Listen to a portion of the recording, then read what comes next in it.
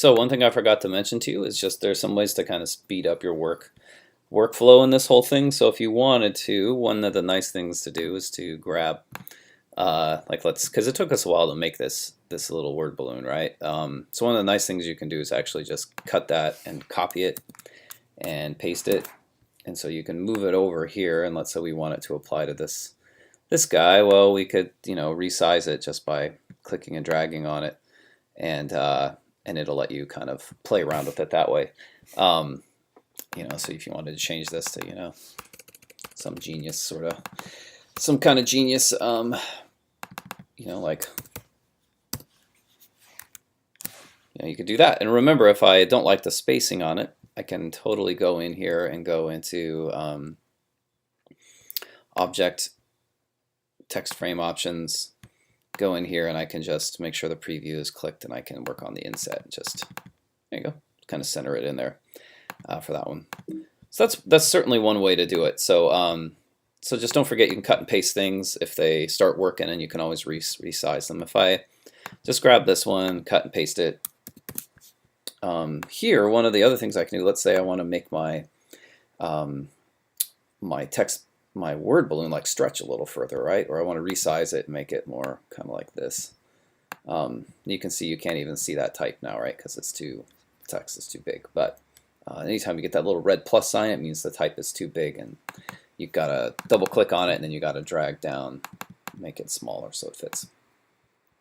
But if I wanted to stretch this thing out, if you zoom in on it, you'll see that basically InDesign has created this series of what we call vector points, right? So they're these little points that show up here, and the only way you see them is if you grab them with a white arrow tool. So you can see now, if I zoom in on this even further, that the white arrow tool reveals the points, these mathematical points in here. So I could click on just that one, just click and drag on just that. Oops. I could just double click that one. It's giving me troubles here.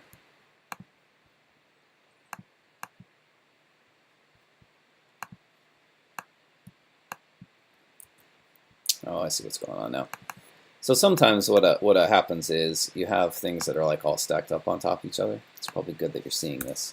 And you remember I talked to you about how sometimes it's good to organize all of your layers. So what I'm going to do is I'm going to go in here and you can turn on a little lock, a little padlock, and I'm going to make a brand new layer on top of all the other ones for the text boxes, so I'm not accidentally grabbing what's underneath.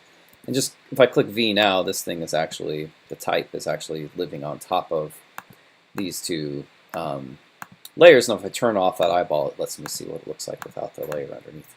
All right, so now I know I'm on the right layer, and I can actually go in here and do what I was trying to do. So if I go in here, grab the white arrow tool this time, and just click and drag like that, you'll see that it just highlights that one type, that one point, and I can just pull and drag on it.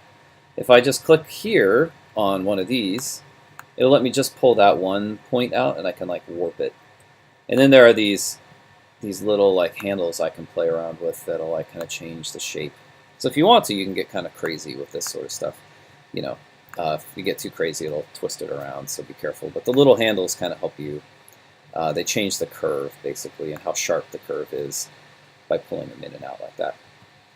So if I wanted to, I could just kind of play with my points and yank this one over. And then double-clicking the hand always zaps you back to 100%.